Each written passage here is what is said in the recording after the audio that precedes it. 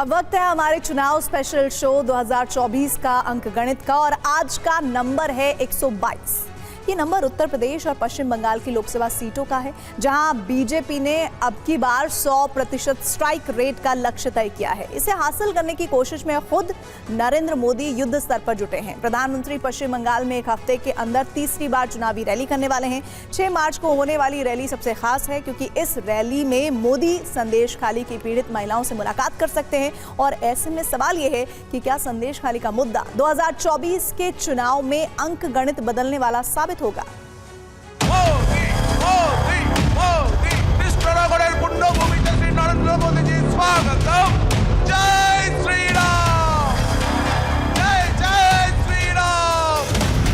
ऐसी टीएमसी को माफ करेंगे क्या? माताओं बहनों के साथ जो हुआ है उसका बदला लेंगे कि नहीं लेंगे? लेंगे कि नहीं लेंगे? हर चोट का जवाब वोट से देना है।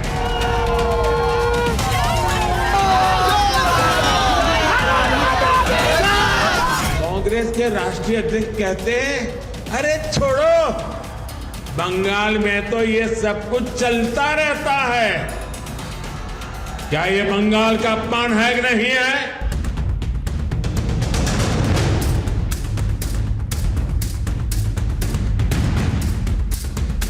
কি বলবো প্রাইম মিনিস্টার কি বলবো? জমি জায়গা নিয়ে বলবো। সব তো জমি হরি পিল। হ্যাঁ अच्छा केटा शेख शाहजहां। शेख शाहजहां। संदेश खाली की बहनें इंसाफ की गुहार लगाती रही, लेकिन टीएमसी सरकार ने उनकी एक नहीं सुनी।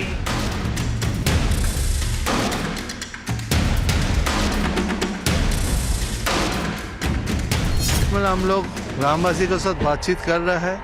उनको कोई कुछ प्रॉब्लम है, वो हम लोग प्रॉब्लम जो लोग लिख के दिया हम लोग लिया है।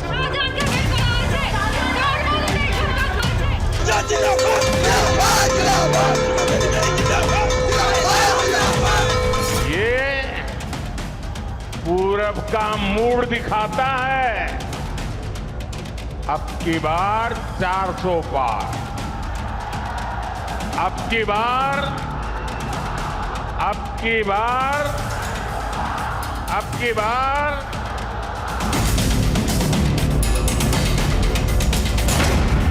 एक मार्च हुगली जिले का आरामबाग, 2 मार्च नदिया जिले का कृष्णानगर और 6 मार्च उत्तर 24 परगना जिले का बारासात। पश्चिम बंगाल में एक हफ्ते में प्रधानमंत्री नरेंद्र मोदी की तीसरी चुनावी रैली में बड़ा सियासी संदेश है। लेकिन सवाल तो ये कि क्या 2024 के लोकसभा चुनाव में मोदी के मन मुताबिक इस सूबे का जनादेश भी होगा? मोदी, मोदी, मोदी। प्रधानमंत्री पश्चिम बंगाल की हालिया चुनावी रैलियों में लक्ष्य तय कर चुके हैं। 42 की 42 सीट। पूरे देश में उन्होंने एनडीए के लिए 400 पार का टारगेट रखा है, जिसे पूरा करने में पूरब के 2 प्रदेश ओडिशा और पश्चिम बंगाल अहम किरदार निभा सकते हैं।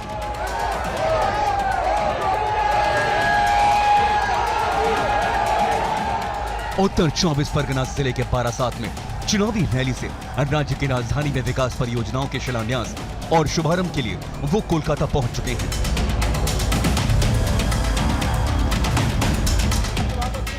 इससे पहले ओडिशा के जाजपुर में मोदी ने पहले सरकारी फिर चुनावी सभा में हिस्सा लिया और रोड शो किया और 2024 के लिए अपना संकल्प दोहराया। मोदी, मोदी, मोदी। पूरब का मूड दिखाता है। उड़ीसा का संकल्प क्या है, ये आज साफ साफ नजर आ रहा है। और ये संकल्प है अब की बार 400 पार, अब की बार, अब की बार, अब की बार। ओडिशा में लोकसभा की 21 सीटें हैं, जहां बीजेपी ने 2019 में 8 सीटें हासिल की थी, तो पश्चिम बंगाल में ओडिशा से 2 गुनी 42 सीटें हैं, जहां बीजेपी को पिछली बार 18 सीटें मिली थी। लेकिन अब की बार इन दोनों राज्यों में बीजेपी अपने खाते की सीटों का अंक गणित बदलना चाहती है। खासकर पश्चिम बंगाल से पार्टी को बहुत उम्मीदें हैं और इस उम्मीद को पूरा करने में संदेश खली जैसा मुद्दा बड़ा रोल निभा सकता है। वही संदेश खाली जो गिरफ्तारी के बाद टीएमसी से निलंबित नेता शाहजहां शेख के जुल्म सितम की वजह से देश और दुनिया की सुर्खियों में है। उत्तर 24 परगना जिले के टापू संदेश खाली में सल्तनत चलाने वाले शख्स से पीड़ित महिलाओं की दर्द भरी सबसे नई दास्तान आपको सुनाएंगे। अभी आप 2 मार्च को कृष्णानगर की रैली में प्रधानमंत्री मोदी का वो बयान एक बार फिर से सुनिए, जिसमें उन्होंने शाहजहां शेख को शह देने का आरोप लगाते हुए टीएमसी को कटघरे में खड़ा किया था। राज्य सरकार तो चाहती नहीं थी कि संदेश खाली का गुनहगार कभी गिरफ्तार हो, लेकिन ये तो बंगाल की नारी शक्ति दुर्गा बनकर खड़ी हो गई। भाजपा का एक एक कार्यकर्ता उनके साथ खड़ा हो गया, तब मजबूरन इस राज्य सरकार को झुकना पड़ा। 29 मार्च की रात गिरफ्तार शाहजहां शेख पुलिस की हिरासत में था, जिसे अब कलकत्ता हाईकोर्ट ने सीबीआई के हवाले करने का आदेश दिया है। हालांकि पश्चिम बंगाल सरकार हाईकोर्ट के आदेश के खिलाफ सुप्रीम कोर्ट पहुंच गई है। राज्य सरकार ने शाहजहां शेख को सीबीआई के हवाले करने वाले हाईकोर्ट के आदेश पर रोक की मांग की है। शाहजहां शेख 5 जनवरी को ईडी की टीम पर हमले के आरोप में गिरफ्तार किया गया था। इसी मामले में उसे सीबीआई हाईकोर्ट के आदेश के बाद हिरासत में लेने पहुंची, लेकिन पश्चिम बंगाल सीआईडी ने मामला सुप्रीम कोर्ट में होने का हवाला देकर शाहजहां शेख को सीबीआई के हवाले करने से इंकार कर दिया। ये तस्वीर दरअसल टीएमसी का मतलब आज तालिबानी मानसिकता और कल्चर कैसे बन चुका है उसको चरितार्थ करता है, और आज इस तस्वीर के ऊपर कोर्ट का एक करारा तमाचा और हथौड़ा पड़ा है। शाहजहां शेख पर ईडी की टीम पर हमले करने का संगीन आरोप ही नहीं है, बल्कि संदेश खाली की महिलाओं से यौन उत्पीड़न और गरीबों की जमीन कब्जाने जैसे सनसनीखेज आरोप भी हैं। संदेश खाली की उन पीड़ित महिलाओं ने टीवी9 भारतवर्ष के कैमरे पर शाहजहां शेख की ज्यादतियों की ऐसी कहानियां बयां की हैं जो बेहद डरावनी हैं। तो आप लोग जब मोदी जी से मिलेंगे तो ये सब बात रखेंगे? हाँ, जरूर रखेंगे। हमारे साथ जो भी हुआ है, रात को 12 बजे तक बुलाया जाता, कभी भी बुलाया जाता था लेडीजों को, खाना बनाने की बहाने, पैर दबाने की बहाने, मतलब मसाज की बहाने, ऐसे बहाने कर करके बुलाते थे लड़कियों को। हम चाहते थे कि इसकी ये माँ बहनों को विचार होना चाहिए। संदेश खाली में शाहजहां शेख के जुल्म के शिकार महिलाएं अनगिनत हैं। खाना बनाने के रखा था तो बुला के वहाँ पे इनको रखते थे। अच्छा। घंटों तक बिठा के रखता था। अच्छा। फावड़े की जो बांट होता है उससे मार पिटाई होते थे। अगर ना जाए तो पतियों को पकड़ पकड़ के मारते थे। शाहजहां शेख के कुकर्मों की ऐसी कहानियां बेशुमार हैं, जिन्हें ये महिलाएं खुद प्रधानमंत्री नरेंद्र मोदी से मुलाकात कर सुनाना चाहती हैं। बताया जा रहा है कि संदेश खाली की ये महिलाएं 6 मार्च को बारासात की रैली में मोदी से मुलाकात कर सकती हैं। लोकसभा चुनाव के माहौल में अब बीजेपी ने संदेश खाली को पश्चिम बंगाल में सबसे बड़ा मुद्दा बना दिया है। ऐसे में ममता बनर्जी भी इसकी काट की तलाश में जुटी हैं। আমরা ব্রিগেডে একটা সভা ডেকেছি, গর্জন সভা, বাংলার গর্জন। কেন বাংলা বঞ্চিত হচ্ছে? কেন বাংলার 100 দিনের টাকা দেওয়া হচ্ছে না? কেন রাস্তার টাকা দেওয়া হচ্ছে না? কেন আবাসের টাকা দেওয়া হচ্ছে না? আগামী দিনের লড়াই বাংলাই লড়বে। আগামী দিনের শেষ কথা বাংলাই বলবে। আগামী দিনের গর্জন বাংলাই বলবে। लेकिन बीजेपी ममता सरकार को संदेश खाली के मुद्दे पर बख्शने के मूड में बिल्कुल नहीं है। পশ্চিমবঙ্গের মহিলারা, মহিলাদের উপর যে ক্রাইম, যে অত্যাচার সারা ভারতবর্ষের রাজ্যের যে কিছু রাজ্যের যে কম্পাইলড পার্সেন্টেজ হবে তার থেকেও বেশি। আপনি কন্যাশ্রীর কথা বলেন, আপনি ইন্টারন্যাশনাল উইমেন্স ডে এর আগে 7 তারিখে আপনি মেয়েদের অধিকার নিয়ে আপনি হাঁটবেন রাস্তায়, কিন্তু আপনার কাছে কি খবর আছে যে আপনি কন্যাশ্রী দেওয়ার পরেও পশ্চিমবঙ্গের মেয়েরা অনেস্ট আজকে যারা ট্রাফিকড হচ্ছে পাচার হচ্ছে। अब सवाल ये कि संदेश खाली का 2024 के चुनाव पर कितना असर होगा। क्या यह मुद्दा बीजेपी के लिए फायदेमंद और टीएमसी के लिए नुकसानदेह साबित होगा। खास तौर पे एक महिला मुख्यमंत्री के रहते हुए भी महिला के ऊपर अत्याचार हो रहा है। प्रधानमंत्री के तरफ से बार बार ये कहा जा रहा है, पिछले जो सभा का आप जिक्र किया 20 मिनट के सभा में 8 बार संदेशखाली का नाम लिया। संदेशखाली का पीड़ित लोगों के साथ मुलाकात भी कर रहा है, तो निश्चित तौर पे इसको एक इशू बना रहा है। बाकी जगह पे जैसे भद्र लोग के बीच में बंगाली भद्र लोग, उसमें थोड़ा बहुत इस पे ममता के खिलाफ नाराज़गी है, जिसको मुद्दा बनाने का और इसको वोट में तब्दील करने का बीजेपी भरपूर एक कोशिश कर रहा है। 2019 के लोकसभा चुनाव में 18 सीटें जीतकर बीजेपी ने टीएमसी समेत अपने तमाम विरोधियों को चौंका दिया था। 2021 के विधानसभा चुनाव में भी बीजेपी ने पश्चिम बंगाल में 77 सीटों के साथ मुख्य विपक्षी पार्टी का दर्जा हासिल कर लिया। अब 2024 के लोकसभा चुनाव में भी इस राज्य में मुख्य मुकाबला बीजेपी और टीएमसी के बीच ही होने वाला है। 2019 के लोकसभा चुनाव में टीएमसी को 43% वोट और 22 सीट मिली, तो बीजेपी को 40% वोट और 18 सीट मिली, जबकि कांग्रेस को 6% वोट के साथ 2 सीट मिली। बड़ी बात यह कि बीजेपी 22 सीटों पर दूसरे नंबर पर थी, तो टीएमसी 19 सीटों पर दूसरे नंबर पर रही, जबकि कांग्रेस 1 सीट पर दूसरे नंबर पर थी। ऐसे में बीजेपी जिन सीटों पर दूसरे नंबर पर थी उन्हें अब की बार जीतने की पुरजोर कोशिश कर रही है, ताकि 400 पार का लक्ष्य पूरा हो सके। फिलहाल चुनावी माहौल में टीएमसी और बीजेपी में सियासी टकराव चरम पर है, जो आने वाले दिनों में और बढ़ सकता है, क्योंकि मामला 42 सीटों का है। Bureau report, TV9 Bharatvarsh. 80 Lok Sabha सीटों वाले उत्तर प्रदेश में बीजेपी 2014 के रिकॉर्ड को तोड़ने के दावे कर रही है। इसके लिए सीट और वोट का अंक गणित पुख्ता करने की पुरजोर कोशिश हो रही है।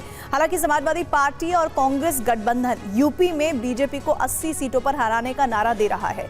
ऐसे में सवाल है कि ये अब की बार उत्तर प्रदेश का जनादेश क्या होने जा रहा है। क्या बीजेपी को राम मंदिर की लहर और प्रधानमंत्री नरेंद्र मोदी के असर का फायदा होगा, या फिर विपक्षी गठबंधन उनके ख्वाब को तोड़ने में कामयाब होगा।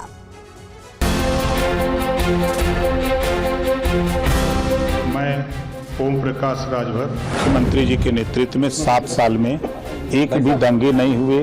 मैं दारा सिंह चौहान फिर नरेंद्र मोदी जी को तीसरी बार प्रधानमंत्री बनाने का काम करेंगे। मैं अनिल कुमार ईश्वर की शपथ लेता हूँ, ये मेरे लिए, मेरे वर्ग के लिए बहुत महत्वपूर्ण है। मैं सुनील कुमार शर्मा। लोकसभा अब की बार उत्तर प्रदेश में 80। 2022 में दूसरी बार उत्तर प्रदेश में सरकार बनाने के बाद योगी मंत्रिमंडल का पहला विस्तार हुआ, तो समाजवादी पार्टी से बीजेपी में लौटे दारा सिंह चौहान, बीजेपी के ही सुनील शर्मा, सुहेल देव भारतीय समाज पार्टी के ओम प्रकाश राजभर और राष्ट्रीय लोकदल के अनिल कुमार को जगह मिली। लोकसभा चुनाव से ठीक पहले यूपी में मंत्रिमंडल विस्तार हुआ है, जिसमें बीजेपी के नए सहयोगी दल आरएलडी को जगह दी गई है। साथ ही लंबे समय से मंत्री पद का इंतजार कर रहे एसबी-एसपी प्रमुख ओम प्रकाश राजभर की ख्वाहिश भी पूरी हो गई है। बीजेपी के कोटे से भी 2 मंत्री बनाए गए हैं। बीजेपी के 4 नए मंत्रियों से पार्टी ने लोकसभा चुनाव से ऐन पहले अंक गणित दुरुस्त करने की कोशिश की है। इन 4 मंत्रियों की शपथ बीजेपी के लिए कितने वोट की गारंटी है, ये आपको दिखाएं। उससे पहले यूपी सरकार में मंत्री पद की शपथ लेने के बाद इन चारों नेताओं ने क्या कहा, उसे सुन लीजिए।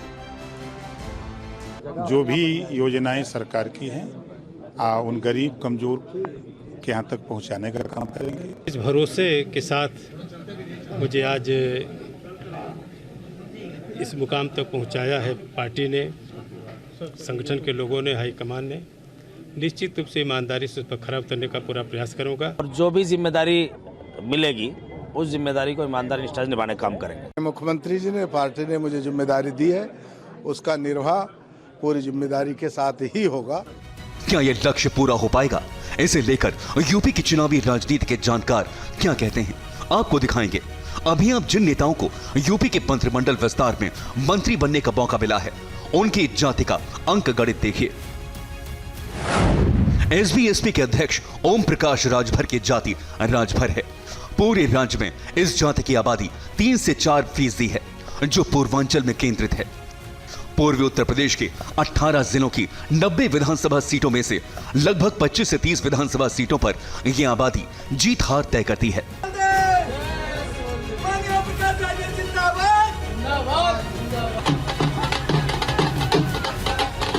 ओम प्रकाश राजभर 2017 के विधानसभा चुनाव में भी बीजेपी के साथ थे। पिछली योगी सरकार में मंत्री भी थे, लेकिन 2019 के लोकसभा चुनाव से पहले वो बीजेपी से दूर और समाजवादी पार्टी के करीब हो गए। 2022 का विधानसभा चुनाव भी समाजवादी पार्टी के गठबंधन में लड़ा, लेकिन फिर अखिलेश से भी वो अलग होकर बीजेपी के पास लौट गए। लंबे वक्त से उनके योगी मंत्रिमंडल में शामिल होने के कयास लगाए जा रहे थे और अब शपथ के साथ ही उनका राजयोग लौट आया है। ईश्वर की शपथ लेता हूं कि मैं विधि द्वारा स्थापित भारत के संविधान के प्रति सच्ची श्रद्धा और निष्ठा रखूंगा। मैं दारा सिंह चौहान अभी विधान परिषद के सदस्य हैं। बीएसपी से बीजेपी में आए दारा सिंह 2017 का विधानसभा चुनाव जीतकर पिछली योगी सरकार में भी मंत्री थे, लेकिन 2022 के विधानसभा चुनाव से पहले वो समाजवादी पार्टी में शामिल हो गए। घोसी सीट से विधायक भी चुने गए, लेकिन जल्द ही उन्होंने विधायक पद से इस्तीफा देकर बीजेपी में वापसी कर ली। उपचुनाव हुआ, लेकिन दारा सिंह चौहान हार गए। बावजूद इसके बीजेपी ने उन्हें विधान परिषद का सदस्य और मंत्री भी बनाया है। दारा सिंह चौहान नोनिया जाति से आते हैं। यूपी में इस जाति की आबादी करीब 2 से 3% है। नोनिया जाति राज्य की 15 विधानसभा सीटों पर दखल रखती है। योगी मंत्रिमंडल में आरएलडी कोटे से मंत्री अनिल कुमार अनुसूचित जाति से आते हैं। यूपी में अनुसूचित जाति के करीब 21% वोटर हैं, जो जाटव और गैर जाटव में बटे हुए हैं। जाटव करीब 12% हैं, तो गैर जाटव 9%। यूपी विधानसभा की 403 में से 84 सीटें एससी वर्ग के लिए आरक्षित हैं, जबकि 80 लोकसभा सीटों में 17 सीटें इस वर्ग के लिए आरक्षित हैं। 2019 के लोकसभा चुनाव में बीजेपी ने अनुसूचित जाति के लिए आरक्षित 15 सीटों पर जीत का परचम लहराया, तो 2 सीटें बीएसपी के खाते में गईं। बीजेपी के सुनील शर्मा भी योगी मंत्रिमंडल में शामिल किए गए हैं, जो ब्राह्मण जाति से आते हैं। यूपी में ब्राह्मण मतदाता करीब 12 से 14% हैं। यूपी के 21 मुख्यमंत्रियों में 6 ब्राह्मण रहे। करीब 115 विधानसभा सीटें ऐसी हैं जिनमें ब्राह्मण मतदाताओं का अच्छा प्रभाव है। 15% से ज्यादा ब्राह्मण वोट वाले 12 जिले माने जाते हैं। उत्तर प्रदेश में पिछली बार एसपी बीएसपी के गठबंधन से बीजेपी को 2014 के मुकाबले 9 सीटों का नुकसान हुआ था, लेकिन अब की बार गठबंधन का गणित बदल गया है। एसपी बीएसपी अलग हो चुकी हैं, तो आरएलडी भी अब एनडीए के साथ है। ऐसे में सवाल ये कि क्या यूपी में बीजेपी का 80 की 80 सीट जीतने का सपना पूरा हो पाएगा? अब सवाल ये कि क्या इन नए 4 चेहरों से 2024 के लोकसभा चुनाव में सचमुच बीजेपी को फायदा होगा?